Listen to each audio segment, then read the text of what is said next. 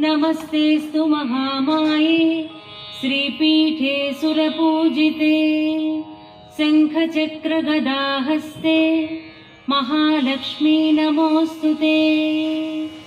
नमस्ते गरुडारूढे दोलासुरभयङ्करी सर्वपापहरे देवी महालक्ष्मी नमोऽस्तुते।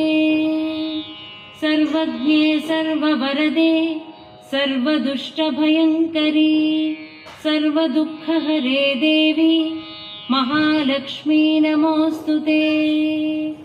सिद्धिबुद्धिप्रदे देवी भुक्तिमुक्तिप्रदायिनी मन्त्रमूर्ते सदा देवी महालक्ष्मी नमोऽस्तुते।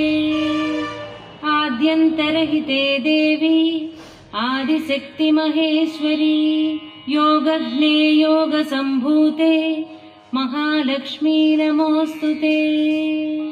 स्थूलसूक्ष्ममहारौद्रे महाशक्तिमहोदरे